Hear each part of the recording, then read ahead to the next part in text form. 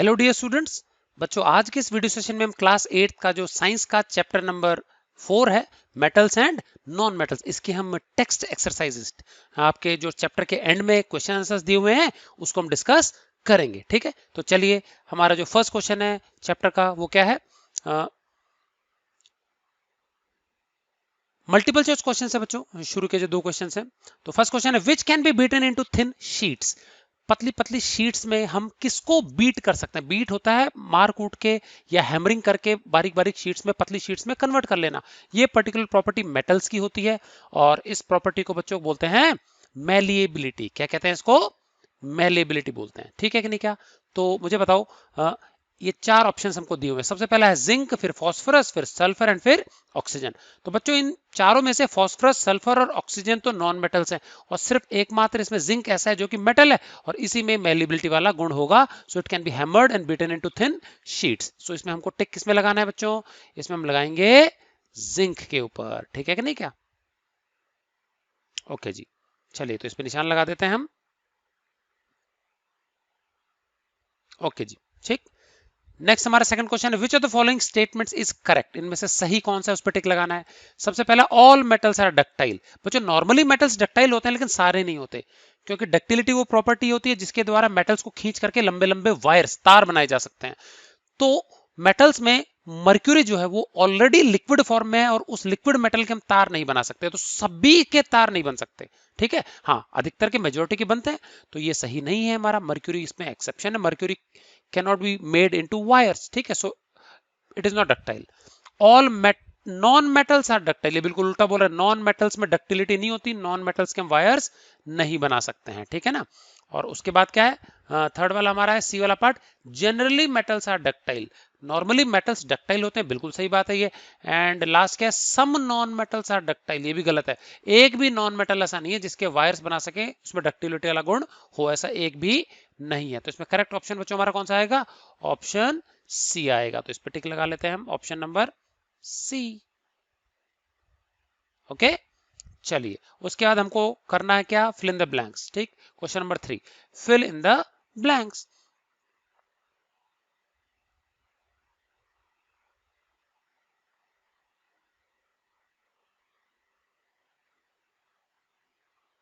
Okay, first हमारा question क्या है? Phosphorus is a very dash non metal. बच्चों, फॉस्फोरस जो होता है वो काफी रिएक्टिव नॉन मेटल है। ठीक है ना? ये इजीली एयर में रख देने से लगभग 31 डिग्री सेल्सियस पे अपने आप ही जलने लगता है, सुलगने लगता है और फॉस्फोरस का ऑक्साइड बन जाता है। ठीक है, तो नॉर्मली इसको सुरक्षित रखने के लिए हमको उसको पानी के नीचे स्टोर करके रखना पड़ता है। ठीक है, तो phosphorus is a very reactive non metal. क्या आना चाहिए यहाँ पे? रिएक्टिव आना चाहिए, तो हम लिख देते हैं reactive.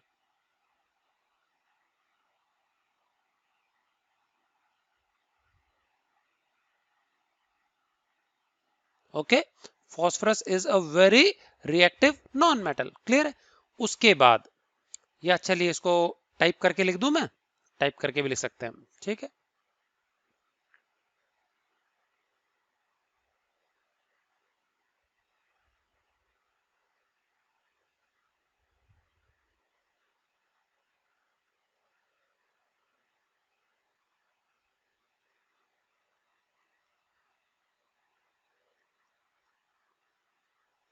Okay, so phosphorus is a very reactive metal. ठीक, नॉन मेटल, सॉरी। ठीक है, उसके बाद सेकंड हमारा क्या बताइए? Metals are dash conductors of heat and dash. Metal जो होते हैं बच्चों, वो हीट और इलेक्ट्रिसिटी दोनों के ही क्या होते हैं? बेहतरीन कंडक्टर्स होते हैं, गुड कंडक्टर्स होते हैं। तो यहाँ क्या आना चाहिए हमारा? गुड आना चाहिए। क्लियर है?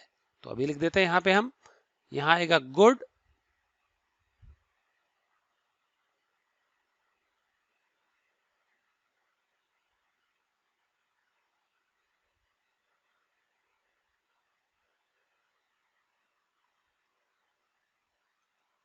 गुड, ठीक है। और ऊपर हमारा क्या था यहाँ पे?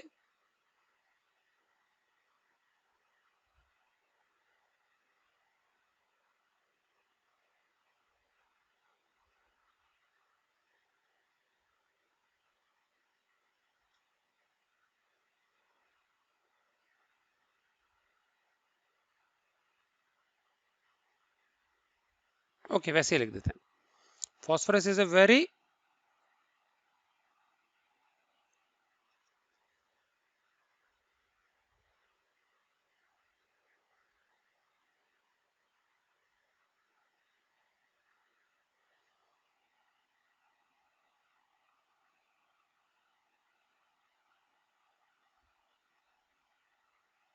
reactive non-metals. Metals are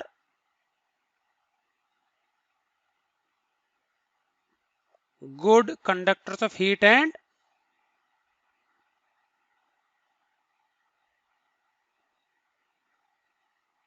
electricity. Clear है, ये आप लोग भर लेंगे अच्छे से. उसके बाद हमारा जो थर्ड ऑप्शन है वो क्या है?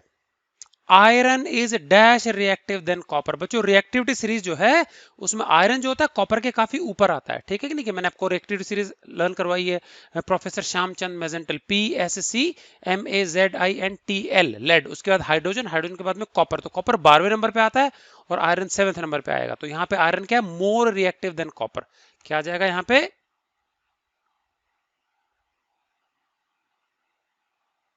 More reactive than copper. ठीक है. उसके बाद हम देखेंगे अगला क्या है? Metals react with acids to produce dash. बच्चों जितने भी मेटल्स होते हैं रिएक्टिव मेटल्स, वो एसिड के साथ रिएक्ट करके कौन सी गैस प्रोड्यूस करते हैं? Hydrogen gas. हमने प्रॉपर्टी में किया हुआ, तो यहां लिख देंगे हम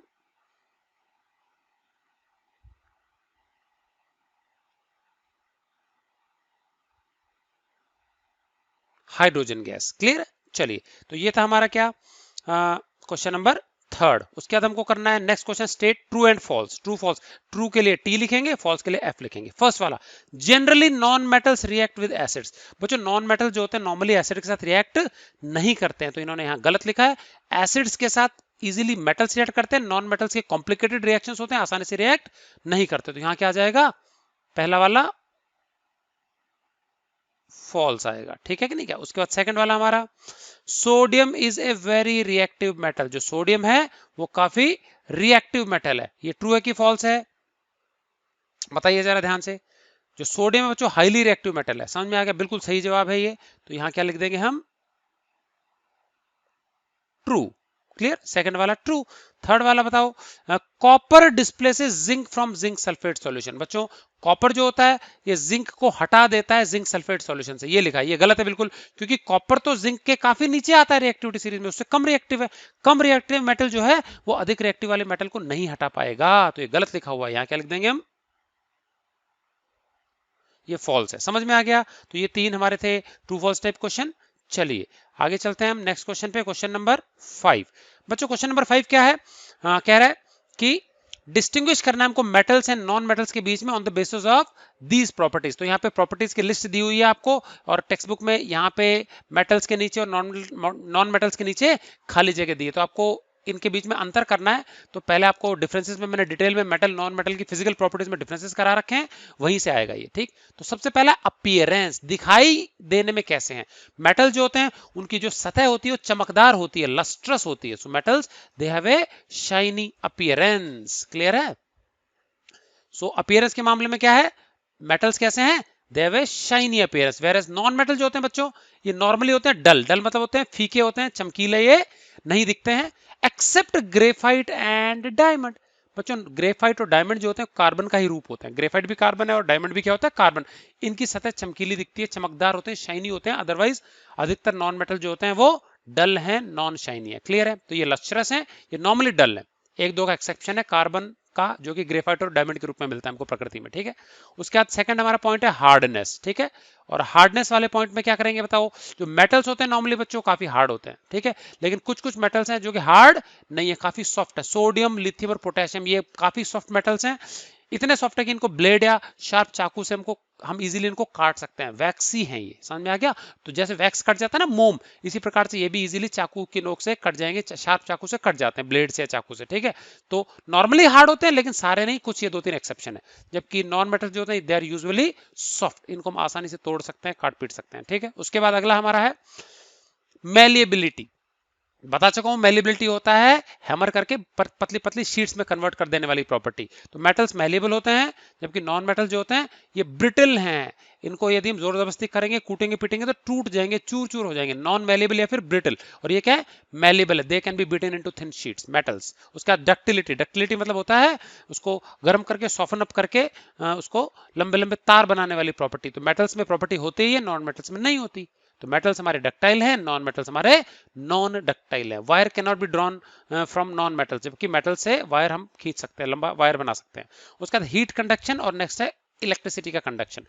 तो बच्चों मेटल्स जो है वो हीट के भी और इलेक्ट्रिसिटी पे दोनों के गुड कंडक्टर्स, तो यहाँ पे भी गुड कंडक्टर्स लिखा है, नीचे भी गुड कंडक्टर्स लिखा है। तो नॉन मेटल्स बच्चों on the other hand they are the bad conductors of heat easily carry नहीं करते हैं। और इलेक्ट्रिसिटी के भी नॉर्मली बैड कंडक्टर्स हैं एक्सेप्ट ग्रेफाइट। ग्रेफाइट एकमात्र ऐसा नॉन मेटल है, कार्बन का ही रूप है, जो कि एक अच्छा कंडक्टर है। हमारी पेंसिल की नोक जो होती है ना वो इलेक्ट्रिसिटी को कैरी करती है, ग्रेफाइट है। तो इवन दो नॉन मेटल है वो इलेक्ट्रिसिटी का अच्छा कंडक्टर, तो नॉर्मली बैड कंडक्टर्स हैं, अदरवाइज मेटल्स हमारे गुड कंडक्टर्स हैं। समझ में आ गया?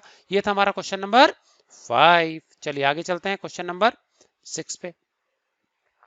हमको यहाँ पे बच्चों रीजनिंग वाले क्वेश्चन है, 4 छोटे छोटे क्वेश्चन है, उनके क्या देने हैं हमको? रीजंस देने हैं। चलिए, तो give reasons for the following. पहला, aluminium foils are used to wrap food items. भोजन का जो सामान है, भोजन है, फूड आइटम्स, उसको रैप करने के लिए हम क्या यूज करते हैं? नॉर्मली एल्यूमिनियम यूज करते हैं। गीला फूड आइटम हम नॉर्मली रैप नहीं करते हैं, ड्राई फूड आइटम जो होते हैं उसको इजीली हम क्या एल्यूमिनियम के फॉइल्स आती है उसके अंदर रैप कर सकते हैं। क्यों? बिकॉज एल्यूमिनियम एक मेटल है और मेटल क्या मेलेबल होते हैं, तो इसके हम पतली पतली हैमर करके शीट्स बना सकते हैं। ठीक है, और ड्राई फूड के साथ में एल्यूमिनियम रिएक्ट नहीं करता है, यही कारण है कि एल्यूमिनियम फॉइल्स को यूज करते हैं हम क्या है भोजन आइटम्स को पैक करने के लिए। सो it is because aluminium is malleable and can be beaten into thin sheets. ये इसलिए है क्योंकि मैलिएबल है एल्यूमिनियम, इसको हम पतली पतली शीट्स में बीट कर सकते हैं। और सेकेंडली इंपॉर्टेंट क्या है? Also it does not react with food items, और जो ड्राई फूड आइटम्स उसके साथ एल्यूमिनियम रिएक्ट नहीं करता है। अचार या गीला नहीं रखना, उसके साथ रिएक्ट कर जाएगा। ठीक है ना? सेकंड हमारा, immersion rods for heating liquids are made up of metallic substances. हमारे जो घर में गीजर हो गया या पानी गर्म करने की जो इमर्जन रॉड होती है बच्चों, उसका जो हीटिंग जो एलिमेंट है वो किसका बनता है? नॉर्मली मेटल्स का बनता है। क्यों? क्योंकि मेटल्स जो होते हैं बेहतरीन कंडक्टर्स होते हैं हीट के भी और इलेक्ट्रिसिटी के। नॉर्मली इसके लिए हम कॉपर यूज करते हैं, बहुत अच्छा कंडक्टर हीट का और इलेक्ट्रिसिटी का। तो इमर्शन रॉड्स में हम क्यों मेटालिक सब्सटेंसेस यूज करते हैं? It is because metals are good conductors of heat and electricity. Heat और इलेक्ट्रिसिटी के अच्छे कंडक्टर होते हैं। Copper is usually used for making immersion rods, और नॉर्मली क्या हम यूज करते हैं? कॉपर को यूज करते हैं इमर्शन रॉड को बनाने के लिए। समझ में आ गया सेकंड वाला क्वेश्चन? चलिए अगला हमारा थर्ड वाला क्वेश्चन क्या है? सी वाला part, copper can not displace zinc from its salt solution.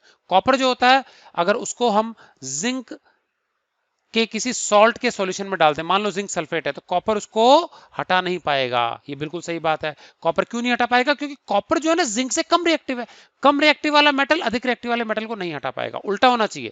अधिक रिएक्टिव मेटल कम रिएक्टिव वाले मेटल को हटा देगा सॉल्ट सॉल्यूशन में से। तो जिंक का हमने सॉल्यूशन ले लिया, सॉल्ट सॉल्यूशन, जिंक का कोई सॉल्ट है उसका सॉल्यूशन ले लिया, कॉपर डालेंगे तो कॉपर क्या है जिंक को हटा करके उसका स्थान नहीं ले पाएगा। क्यों? क्योंकि वो कम रिएक्टिव, कॉपर वैसे ही पड़ा रहेगा, जिंक का कोई भी सॉल्ट सॉल्यूशन ऐसे ही पड़ा रहेगा। तो क्या लिखेंगे? It is because copper is less reactive then zinc. Zinc से कम रिएक्टिव है, रिएक्टिविटी सीरीज में जिंक से काफी नीचे आता है।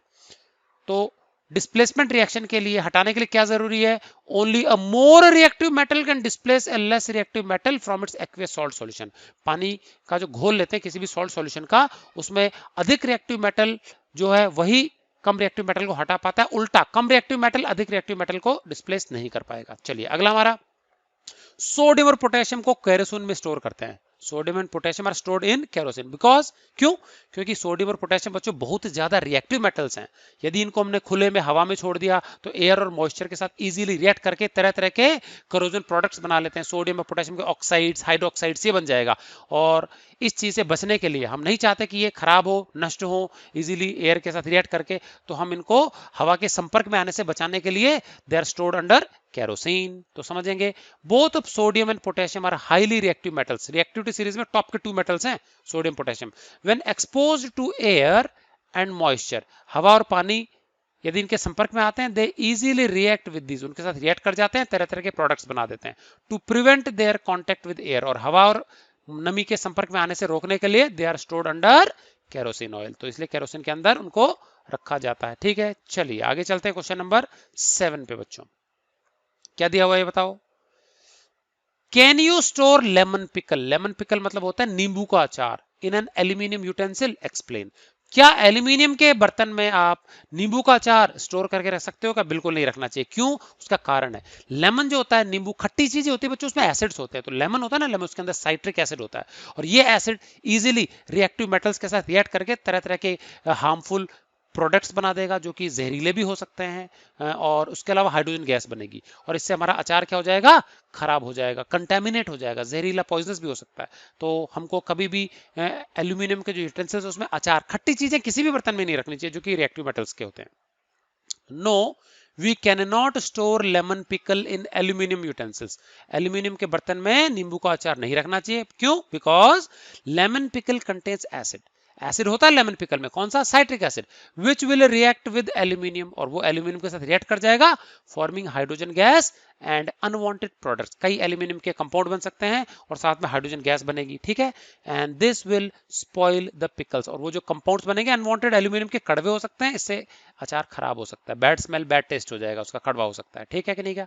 चलिए हम चलते हैं हमारे अगले क्वेश्चन पे, क्वेश्चन नंबर 8। बच्चों सिंपल है, मैच द फॉलोइंग। क्लियर है? तो आपको क्या है, कॉलम ए और कॉलम बी में आपको मिसमैच करके बुक में दिया हुआ, मैंने डायरेक्टली इसके प्रॉपर मैचिंग आगे कर दी है। तो ये ऊपर नीचे थे बी वाले, मैंने प्रॉपर मैचिंग कर दिया। बच्चों गोल्ड, गोल्ड के सामने आना चाहिए ज्वेलरी, ज्वेलरी मेटल है, ज्वेलरी बनाने के लिए इसको हम यूज करते हैं। उसके बाद आता है हमारा आयरन, आयरन जो है उससे मशीनरी इक्विपमेंट बनाए जाते हैं। एल्यूमिनियम जो होता है उसको हम फूड को रैप करने के लिए काम में लेते हैं, एल्यूमिनियम फॉइल्स को। कार्बन एक बहुत बेहतरीन ईंधन है, कोयला और चारकोल के रूप में। उसके बाद कॉपर जो होता है उससे इलेक्ट्रिक वायर्स बनाए जाते हैं, क्योंकि इलेक्ट्रिसिटी का बहुत अच्छा कंडक्टर है, हीट का। एंड मर्क्यूरी जो होता है उसको हम थर्मोमीटर्स में यूज करते हैं, फिल करते हैं। थर्मोमीटर में जो नीचे बल्ब आता है ना, उसमें मर्क्यूरी भरा जाता है, जो कि हीट एब्जॉर्ब करके एक्सपैंड करता है और जिससे तापमान हम नाप सकते हैं, ठीक है। ये था हमारा question number 8, match the following. चलिए चलते हैं नेक्स्ट क्वेश्चन पे बच्चों। यहाँ पे हमारा एक रीजनिंग वाला क्वेश्चन है। रीजनिंग क्या है? हमको बताना है कि क्या होगा यदि, रिएक्शन के बारे में पूछा है। व्हाट हैपेंस व्हेन, क्या होगा, कब? When dilute sulfuric acid is poured on copper plate, copper की प्लेट पे यदि हमने एसिड डाल दिया सल्फ्यूरिक एसिड, तो क्या होगा? अब सल्फ्यूरिक एसिड बच्चों हाइड्रोजन का कंपाउंड है H2SO4, ठीक है। अगर ये कॉपर अधिक रिएक्टिव होता हाइड्रोजन से, तो हाइड्रोजन गैस निकल जाती, कॉपर सल्फेट बन जाता है। लेकिन प्रॉब्लम क्या है यहाँ पे, कॉपर जो होता है हाइड्रोजन से काफी कम रिएक्टिव है। तो कम रिएक्टिव मेटल जो होता है रिएक्टिविटी सीरीज में जो हाइड्रोजन के नीचे आता है, वो एसिड के साथ रिएक्ट नहीं करेगा, because copper is less reactive than hydrogen. तो hydrogen will not be displaced and hydrogen gas will not be produce. अगर ज्यादा रिएक्टिव होता, मान लो जिंक ले लेते, तो जिंक सल्फेट बन जाता और हाइड्रोजन गैस बन जाती। लेकिन कॉपर कम रिएक्टिव है तो कोई रिएक्शन नहीं होगा। तो क्या लिखेंगे यहाँ पे? Nothing will happen. क्यों? As copper is less reactive than hydrogen, hydrogen से कम रिएक्टिव है तो कोई रिएक्शन नहीं होगा। ज्यादा रिएक्टिव लेते हाइड्रोजन गैस बनता और कोई भी सॉल्ट बन जाता, सल्फेट, ठीक है। चलिए सेकंड कह रहा है iron nail are placed in copper sulphate solution. अब कॉपर सल्फेट सॉल्यूशन है, ये तो एक्वा सॉल्ट सॉल्यूशन है, इसमें हमने क्या लोहे की कील डाल दी। अब यहाँ तुलना आयरन और कॉपर की हो रही है। आयरन ज्यादा रिएक्टिव है कॉपर से, कॉपर 12th नंबर पे आता है, आयरन 7th नंबर पे आता है रिएक्टिविटी सीरीज में, ठीक है। तो आयरन जो होता है वो कॉपर सल्फेट सॉल्यूशन में से कॉपर को डिस्प्लेस कर देगा, खुद कॉपर का स्थान ले लेगा, तो आयरन सल्फेट बन जाएगा, और साथ में क्या निकलेगा? आयरन, कॉपर अलग डिस्प्लेस हो जाएगा। तो देखो इधर, iron will displace copper, copper को हटा देगा फ्रॉम कॉपर सल्फेट सॉल्यूशन, हटा दिया, फॉर्मिंग, और क्या बनेगा? Iron sulphate and copper. साथ में आयरन सल्फेट और क्या बन जाएगा? कॉपर बन जाएगा। तो देखिए आयरन लिया था हमने, इसको डाला कॉपर सल्फेट सॉल्यूशन में, तो कॉपर सल्फेट में से कॉपर कम रिएक्टिव है आयरन से, तो आयरन जो होता है कॉपर को हटा देगा और क्या होगा? आयरन सल्फेट बन जाएगा, और साथ में क्या निकल जाएगा? कॉपर निकल जाएगा। समझ में आ गया? चलिए ये था हमारा क्वेश्चन नंबर 9। तो आपको यहाँ पे फॉर्मूले की जरूरत नहीं है, आपको वर्ड्स में इक्वेशन लिख सकते हैं ये, ठीक है। चाहे तो आप फॉर्मूले में भी लिख सकते हैं, कोई प्रॉब्लम नहीं है। इन्होंने बोला है कि वर्ड इक्वेशन लिख के बतानी है, ठीक है। चलिए नेक्स्ट हमारा स्लाइड पे चलते हैं, question number 10। Saloni took a piece of burning charcoal, जलता हुआ उसने एक चारकोल ले लिया, and collected the gas evolve in a test tube, और जो भी गैस निकली उसको क्या? टेस्ट ट्यूब में भर लिया। तो बच्चों चारकोल जो होता है वो कार्बन ही होता है, और उसको जब जलाएंगे ना तो ऑक्सीजन के प्रेजेंस में जलेगा और जलने से निकलेगा कार्बन डाइऑक्साइड गैस। चलो गैस निकल गई, उस गैस को जमा कर लिया टेस्ट ट्यूब में, टेस्ट ट्यूब उल्टी रखे गैस भर लिया और अंगूठा लगा के बंद कर लिया। अब क्या? How will she find the nature of the gas, उसको गैस की प्रकृति, नेचर के बारे में कैसे पता लगेगा? And write down the word equations for the reactions taking place in this process, और इस प्रक्रिया में जो भी रिएक्शंस हो रहे हैं वो समझाना है हमको, ठीक है। चलिए तो सबसे पहले ये तो पता लग गया कि CO2 गैस बनेगी। तो देखो charcoal on burning in presence of air produces carbon dioxide gas, क्योंकि चारकोल जो होता है कार्बन होता है, कार्बन जलेगा एयर के प्रेजेंस में, एयर में ऑक्सीजन है, oxygen combines with carbon to form carbon dioxide gas. तो देखो पहला रिएक्शन ये रहा, कार्बन है charcoal, burns in air, air में ऑक्सीजन है, तो कार्बन मतलब सी, मॉलिक्यूल यहाँ लिखना है तो O2 लिख देंगे, O2, ठीक है कि नहीं, क्या C प्लस O2, और यहाँ पे बन जाएगा CO2। मैंने वर्ड्स में लिखा है क्योंकि इन्होंने वर्ड्स में रिएक्शन पूछे हैं बच्चों। तो C plus O2 gives CO2, carbon plus oxygen gives CO2, yes carbon dioxide, ठीक है। तो आप चाहे तो फॉर्मूले में भी लिख सकते हैं C plus O2 gives CO2, ठीक, ये क्लियर है। अब इसका नेचर कैसे चेक करें? तो नेचर चेक करने के लिए बच्चों क्या करना पड़ेगा, इसी टेस्ट ट्यूब में थोड़ा सा पानी डाल देंगे। कार्बन डाइऑक्साइड गैस वैसे अंगूठा हटा भी लेंगे टेस्ट ट्यूब में से तो बाहर नहीं निकलेगी, हवा से भारी होती नीचे बैठी रहेगी, उसमें थोड़ा सा हमने पानी डाल दिया 1-2 ml, ठीक है कि नहीं क्या। So add some water to the gas collected in the test tube and shake well. पानी डाल दिया थोड़ा टेस्ट ट्यूब में, उसमें CO2 भी है, ऊपर अंगूठे से बंद कर लेंगे टेस्ट ट्यूब का मुंह और जोर से इसको ढंग से क्या कर देंगे, शेक कर देंगे। तो शेक करने से क्या होता है, थोड़ी बहुत कार्बन डाइऑक्साइड पानी के साथ घुल के उसके साथ रिएक्ट कर जाएगी, और जब भी कार्बन डाइऑक्साइड गैस पानी के साथ रिएक्ट करती है ना, तो कार्बोनिक एसिड बनता है। क्या बनता है, कार्बोनिक एसिड। अब मैं डिक्टेट करवा दूंगा, आप वो लिख भी सकते हैं, मैं बता भी दूंगा, ठीक है। तो कार्बन डाइऑक्साइड गैस CO2 है और वाटर H2O है, दोनों रिएक्ट करके क्या बनाएगा, कार्बोनिक एसिड। और हमको पता है बच्चों एसिड जो होते हैं ना वो ब्लू लिटमस को रेड लिटमस में कन्वर्ट कर देते हैं। तो अब क्या, when a blue litmus paper is dipped in this solution, जब इसमें हम ब्लू लिटमस पेपर डिप करेंगे ना, the blue litmus changes to red, नीले कलर का जो लिटमस पेपर है किस में बदल जाएगा, लाल में। और इससे हमको पता लगा कि जो गैस बनी है ना कार्बन डाइऑक्साइड गैस, ये एसिडिक है, एसिडिक नेचर की गैस है। एसिड जो होते हैं वो ब्लू लिटमस को रेड में कन्वर्ट कर देते हैं। तो देखो ये कार्बन डाइऑक्साइड है, water, and will get carbonic acid, ठीक है। हम चाहे तो क्या कर सकते हैं, इसको फॉर्मूला रूप में भी लिख सकते हैं। CO2 को हो जाएगा CO2 प्लस वाटर H2O, क्या मिलेगा हमको, हमको मिलेगा कार्बोनिक एसिड। फॉर्मूला क्या है बच्चों इसका, H2CO3, और ऊपर वाला C plus O2 gives CO2।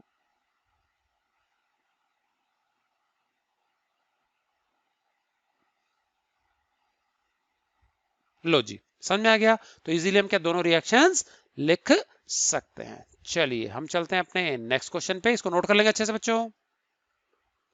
चलिए ये आपकी टेक्स्ट बुक का लास्ट क्वेश्चन है चैप्टर का।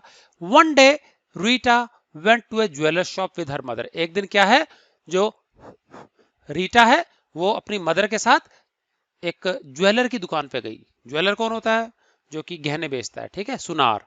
हर mother gave an old gold jewellery to the goldsmith to polish. उसकी माँ ने क्या है, एक पुरानी जो सोने की ज्वेलरी होती है वो दे दी गोल्ड स्मिथ को, कहा कि इसको पॉलिश कर दो, चमका दो, कलर डल हो गया था। Next day when they brought the jewellery back they found that there was a slight loss in its weight. और अगले दिन जब वो ज्वेलरी लेके आए, तौला, तो तौलने पर पाया कि उसका वजन थोड़ा सा कम हो गया है। Can you suggest a reason for the loss in weight. क्या वजन में जो कमी आ गई है उसका कारण बता सकते हो? बिल्कुल बता सकते हैं बच्चों। गोल्ड की जो ज्वेलरी होती है उसको चमकाने के लिए जो सुनार होते हैं ना, वो उसको एक सॉल्यूशन में डुबोते हैं। ये सॉल्यूशन एक एसिड्स का मिक्सचर होता है, एक्वारिजिया बोलते हैं, रॉयल वाटर में, बता चुका हूं पहले डिस्कशन में, वीडियोस में। तो ये एक्चुअल में concentrated hydrochloric acid and nitric acid, इन दो एसिड का मिश्रण होता है। ये समझ में आ गया, concentrated hydrochloric acid and nitric acid, इन दोनों एसिड्स का क्या है, ये मिश्रण है। जैसे ही हम गोल्ड के ऑर्नामेंट को इस एसिड मिश्रण में डाल देते हैं एक्वारिजिया में, तो एसिड के साथ में गोल्ड रिएक्ट करके गोल्ड के ऊपर की जो परत होती है ना, वो हल्की सी घोल लेते हैं। ये एसिड्स क्या है, ऊपर की जो आउटर लेयर है उसको घोल लेता है, घुल के सॉल्यूशन में चली गई, और अंदर से जो नीचे की फ्रेश परत है वो बाहर निकल आती है, और वो चमकीली होती है बिल्कुल, क्योंकि मेटल शाइनी होते हैं, लस्ट्रस होते हैं, और गोल्ड तो बहुत ही ज्यादा है।